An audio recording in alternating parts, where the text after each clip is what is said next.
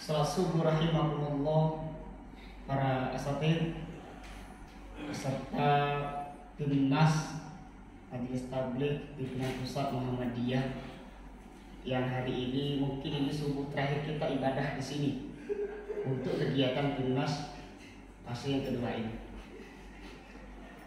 Jangan bersedih Ustaz. Jangan bilang terakhir lah.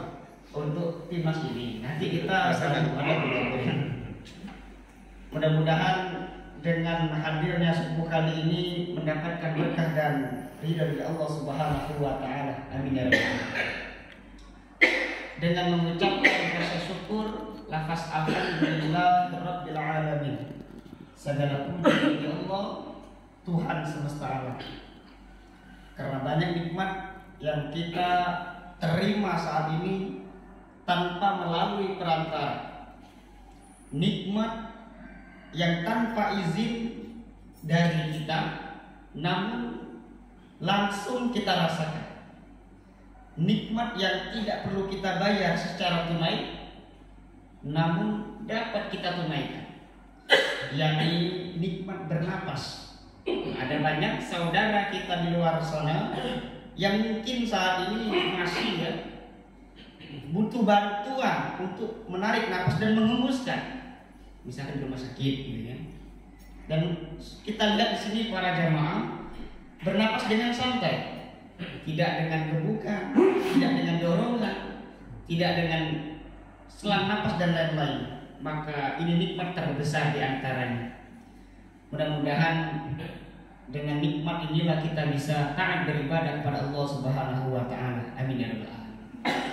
Kedua, yakni tak lupa kita bersalawat kepada junjungan kita Nabi Muhammad sallallahu alaihi wasallam dengan mengucapkan Allahumma shalli ala Muhammad. Mudah-mudahan selalu terucap kepada beliau, keluarganya, sahabatnya dan pengikutnya yang setia hingga akhir zaman. Dan mudah-mudahan kita yang berkumpul pada saat ini mendapatkan syafaat yaumil qiyamah nanti. Amin ya rabbal alamin.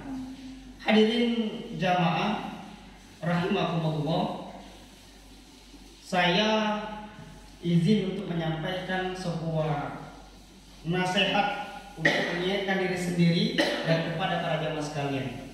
Ini yang sering saya sampaikan kepada murid ngaji, kemudian kepada anak-anak tingkat SD, SMP dan SMA. Karena saya sering kultum di masjid komplek pendidikan Muhammadiyah di Kota Palembang khususnya. Dan ini juga pernah saya sampaikan di masjid kampus. Yang tentu ini menjadi pengingat untuk kita semua. Kurang lebih seperti ini ceritanya. Suatu ketika Rasulullah Shallallahu Alaihi Wasallam datang ke rumah Abu Bakar As-Siddiq, menghampirinya. Ketika itu Abu Bakar As-Siddiq sedang berkumpul di rumahnya. Ketika Rasulullah Shallallahu Alaihi Wasallam datang menghampiri, duduk di samping Abu Bakar As-Siddiq. Ketika Rasulullah dan Abu Bakar sedang duduk bersampingan, tiba-tiba ada orang Arab Badui yang menghampiri Abu Bakar atau menghampiri mereka berdua. Apa yang dilakukan oleh orang Arab Badui ini? Orang Arab Badui ini melakukan hinaan atau celaan kepada Abu Bakar As-Siddiq dengan hinaan yang pertama yang menyakitkan. Tetapi Abu Bakar As-Siddiq tidak membalas, berdiam dan tersenyum melihat orang yang menghinanya. Rasulullah Shallallahu Alaihi Wasallam melihat Abu Bakar tidak membalas, tersenyum dan berdiam. Begitupun juga sikap Rasulullah Shallallahu Alaihi Wasallam. Lalu orang Arab Badui ini mengulangi hinaan yang kedua kali, yang lebih menyakitkan dari hinaan yang pertama.